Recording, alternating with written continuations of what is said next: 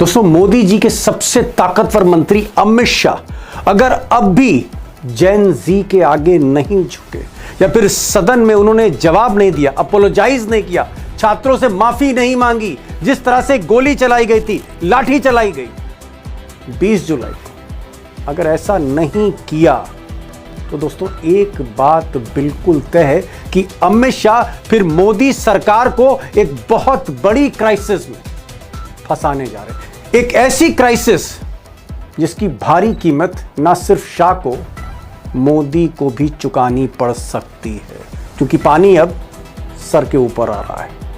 दोस्तों, 20 जुलाई को जिस दिन छात्र संसद का घेराव कर रहे थे, उन पर आंसू गैस के गोले दागे गए थे, लाठी चली थी, पैलेट गन चली थी, उस दिन से संसद में आज तक अमित शाह सदन नहीं आए। 13 दिन हो गए और अमित शाह संसद में लोकसभा और राज्यसभा से बिल्कुल दूर रहे और इसी को लेकर आज मजबूर होकर समूचे विपक्ष ने शाह के खिलाफ एक जबरदस्त मार्च संसद में निकाली। अब छात्रों से लेकर विपक्ष तक सब अमित शाह से कह रहे हैं कि वो जवाब दें, क्यों उनकी पुलिस ने गोली चलाई, बिहार में क्यों डबल इंजन की सरकार में AK-47 चली, क्यों बच्चियों के साथ बेरहमी से उनके साथ जो व्यवहार किया गया, क्यों किया गया, किसके आदेश पर किया गया। तो हिसाब मांगा जा रहा है अमित शाह से, उनका इस्तीफा मांगा जा रहा है। और इस बीच राहुल गांधी ने आज शाह साहब की, मोदी जी के चाणक्य की, आप कह सकते हैं सारी पोल ही खोल कर रख दी है। अब राहुल गांधी ने कैसे पोल खोल दी अमित शाह के रूबी कैमरे पर सारे एविडेंस के साथ, ये तो मैं बताऊंगा आगे, लेकिन पहले बीजेपी का आप एक बयान सुनिए। अमित शाह के खास और सांसद और chief spokes person Sambit Patra पहले भी कहा और आज भी कहा, उन्होंने कहा कि भाई ये बिल्कुल गलत बात है, एकदम झूठ है, निराधार है कि पुलिस ने या किसी ने छात्रों पर कोई गोली चलाई। नो फायरिंग, कोई गोली नहीं चली। तो बीजेपी कह रही कोई फायरिंग नहीं हुई 20 जुलाई को।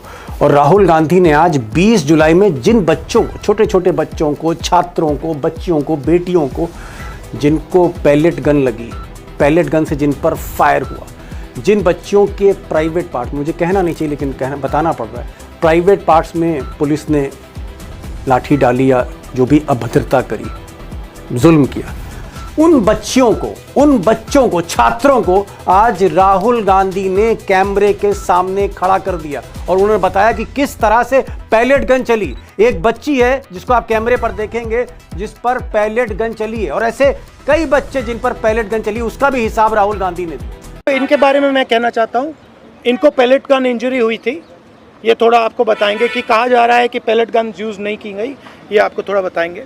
प्लेट गन मैं अपने आँखों से देखी थी कि हमारे साइड गन पॉइंट किया हुआ था और जैसे ही मैं मुड़ती हूँ ऐसे पीछे से मुझे गन फायर किया गया। अब कई बच्चे राहुल गांधी कैमरे के सामने लाए और हर बच्चे की एक, आप कह सकते हैं, दर्दनाक कहानी थी और ये बच्चे अब हिसाब मांग रहे हैं अमित शाह से। वो कह रहे हैं कि अमित शाह बताएं कि उनकी पुलिस ने उन पर फायरिंग क्यों की पैलेट गन से, अमित शाह की पुलिस ने लाठी क्यों चार्ज की और उनको चुन चुन कर उनके प्राइवेट पार्ट पे प्रहार क्यों किया बेटियों के। ये सारी चीजें अब बच्चे बोल रहे हैं और हिसाब मांग रहे हैं चाणक्य से। आप कह सकते हैं बेहद संवेदनशील और बेहद शर्मनाक स्थिति है। अब दोस्तों 13 दिन हो गए हैं, अमित शाह जो मोर्चा संभालते हैं मिस्टर मोदी के बिहाफ पे, राज्यसभा में, लोकसभा में वही सारी रणनीति तय करते हैं और वही दूर हो गए। 13 दिन में एक बार सदन के अंदर नहीं गए, हालांकि संसद में आए, सदन में पांव नहीं रखा, एक शब्द नहीं बोला है अभी तक अमित शाह ने।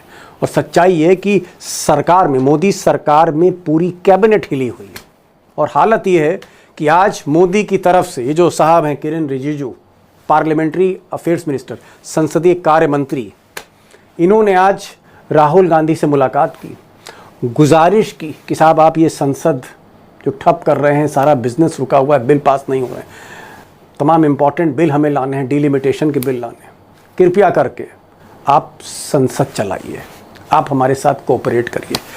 50 मिनट, 40-50 मिनट की बातचीत हुई है। किरेन रिजिजू गिड़गिड़ाते रहे राहुल गांधी के आगे, और राहुल गांधी ने क्या कहा? राहुल गांधी ने कहा कि संसद तभी चलेगी जब अमित शाह सदन में आएंगे और जो गोली चली है, लाठी चली है, बच्चों पर जुल्म किया गया है, इसका सारा हिसाब रखें देश के आगे। अब दोस्तों देखना यह है कि आने वाले दिनों में क्या अमित शाह संसद आते हैं, जवाब देते हैं, अपोलोजाइज करते हैं, माफ़ी मांगते हैं, क्या वो सदन आएंगे? क्योंकि अब दिन बहुत कम है इस मॉनसून सत्र में, क्योंकि 15 अगस्त आने वाली है, उससे पहले संसद जो है सत्र खत्म हो जाएगा और मोदी जी को लाल किले से भाषण देना है देश के नाम। क्या इससे पहले कम दिन है अब, अमित शाह क्या सदन में आते हैं, जवाब देते हैं? और अगर वो नहीं झुकते, उनका लहजा ठीक नहीं होता है, मिजाज नहीं बदलता है, अपनी आदत के मुताबिक वो झुकते नहीं हैं, नहीं झुकते हैं, तो फिर आगे क्या होने जा रहा है? आगे क्या होने जा रहा है? अब ये सवाल बिल्कुल आसान नहीं है, बड़े एक्सपीरियंस लोग ही, एक्सपर्ट्स ही बता सकते हैं कि क्या होने वाला है। आज मैंने इसीलिए 2 सीनियर मोस्ट जर्नलिस्ट हिंदुस्तान के, बड़ी क्रेडिबिलिटी है साहब, विनोद शर्मा जी हैं, 45 बरस से दिल्ली सरकार देख रहे हैं, पार्लियामेंट जा रहे हैं, और तकरीबन 35 से 40 बरस ये जो साहब हैं जावेद अंसारी साहब, इंडिया टुडे के, मेरे भी सीनियर रहे इंडिया टुडे में, और कई और बड़े अखबारों में काम किया है। मैंने जावेद साहब को ही बुलाया है, दोनों खराब बोलते हैं, बहुत अंदर तक जानकारियां हैं, इनको भी सुनिए। स्थिति जो है आपके आंखों के सामने होगी। विनोद जी, जो स्थिति इस वक्त है, कई तरफ से प्रेशर है। नंबर 1 प्रेशर संसद में है, जहां पर अमित शाह आ नहीं रहे हैं, और आज 9वां दिन था, आप कह सकते हैं पूरे मॉनसून सत्र में नहीं वो आए, अभी भी बच रहे हैं। दूसरा, आज कॉकरोच जनता पार्टी ने कहा है कि हम पॉलिटिकल पार्टी नहीं बनाएंगे, हम आंदोलन करेंगे। अमित शाह एंड पार्टी चाहते थे कि किसी तरह से पॉलिटिकल पार्टी बना लें तो बवाल खत्म हो, बच्चे कह रहे हैं आंदोलन होगा। जो बच्चियां हमारी हैं, जिन्होंने पैलेट गन का सामना किया या जिनके साथ पुलिस ने ब्रुटैलिटी करी, उन बच्चों ने आज कहा कि अमित शाह से हमें जवाब चाहिए, किसने इंस्ट्रक्शन दिया पैलेट गन चलाने का, हमें ये जवाब हमारे गृह मंत्री से चाहिए। और राहुल गांधी कह रहे हैं कि जब तक अमित शाह जवाब नहीं देंगे संसद नहीं चलने देंगे। क्या आपको लगता है, अगर मैं सारे 3-4 सवालों को एक साथ करूं, क्या अमित शाह जब से ये सरकार बनी है, जब से अमित शाह गृह मंत्री हैं 2019 से, he is in the most difficult time, सबसे मुश्किल दौर में क्या अमित शाह हैं? देखिए, मुश्किलात तो है उनके सामने, और ऐसी स्थिति में जब दोनों तरफ तटस्थ हों, एक ना बोल रहे हैं और दूसरे कह रहे हैं कि आके बोलिए, हमको बताइए कि किसने गोली चलाई। आप ये तो कह नहीं सकते कि डिमांड वाजिब नहीं है होम मिनिस्टर को सुनने की इस विषय पे। क्या वाजिब नहीं है डिमांड? वो वाजिब डिमांड है।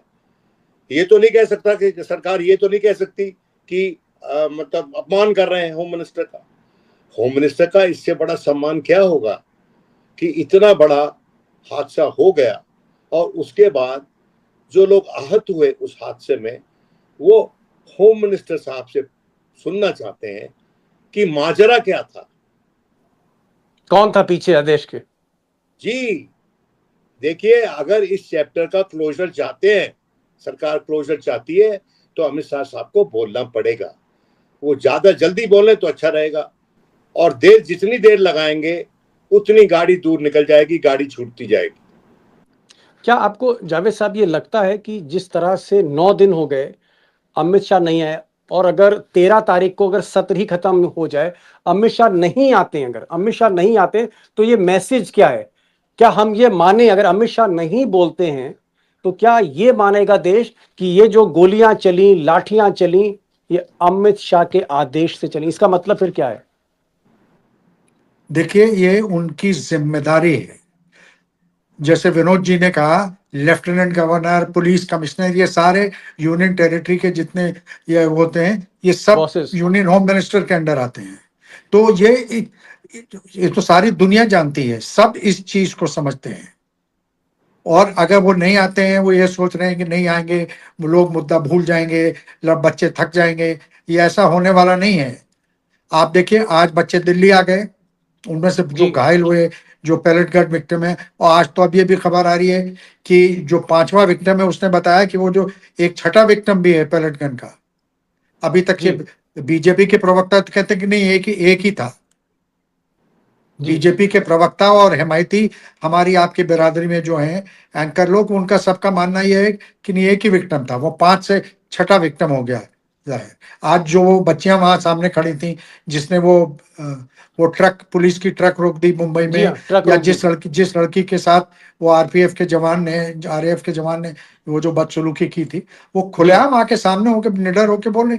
तो ये नहीं आएंगे, ये सोचते हैं हम नहीं आएंगे तो मुद्दा दब जाएगा, ऐसा नहीं होगा। मुद्दा जिंदा है और ये फैल रहा है लोगों में, और इससे बचने का कोई तरीका नहीं है। क्या क्या क्या जावेद भाई, एक छोटा सा सवाल, क्या आपको लगता है कि अमित शाह जवाब दे दें, यही एक बचाव हो सकता है उनका? जितना जल्दी जवाब दें उतना ही बेहतर है अमित शाह के लिए, वरना मुसीबतें बढ़ जाएंगी। देखिए, जवाब दे भी दें तो समझदारी का जवाब दें। आके जो उनका पुराना तरीका है आक्रामक, सब पे हावी होने का, ऐसे नहीं काम चलेगा। क्योंकि कैसे कोई कन्विंसिंग जवाब हो ना, जिससे जो लोगों को हजम आए, जिसपे लोगों को विश्वास हो। ये तो कोई मतलब दुनिया नहीं निकाल, ये तो जग जाहिर है ना कि पैलेट गन चले थे, बच्चों के साथ दुर्व्यवहार हुआ था। जी इसका क्या औचित्य होगा? इसका क्या बहाना बनाएंगे वो? जी कि क्या कहते हैं इस पे भी निर्भर होगा। जी। विनोद जी, आपको क्या लग रहा है कि नरेंद्र मोदी एक ऐसा समय भी आ सकता है कि अगर दोबारा आंदोलन हो जाए, आज बच्चों ने कहा कि दोबारा आंदोलन करेंगे, अगर दोबारा आंदोलन होता है, मान लीजिए 20 जुलाई से बड़ा आंदोलन हो जाता है, तो फिर आपको क्या लगता है कि अमित शाह की कुर्सी वाकई जा सकती है अगर दोबारा हो गया ये कन्फ्रंटेशन? देखिए, जिस तरह से ऑपरेशन सिंदूर अभी खत्म नहीं हुआ, जी उसी तरह से आंदोलन भी खत्म नहीं हुआ।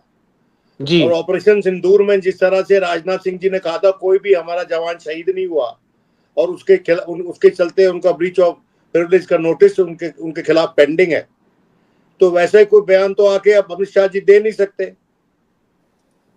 जाहिर है वो राजनाथ जी की गलती से सीखेंगे। जी तो अगर वो वहां पर आके ये कहते हैं कि कुछ हुआ है गड़बड़, तो नेक्स्ट स्टेज होगी कि आप त्यागपत्र दीजिए।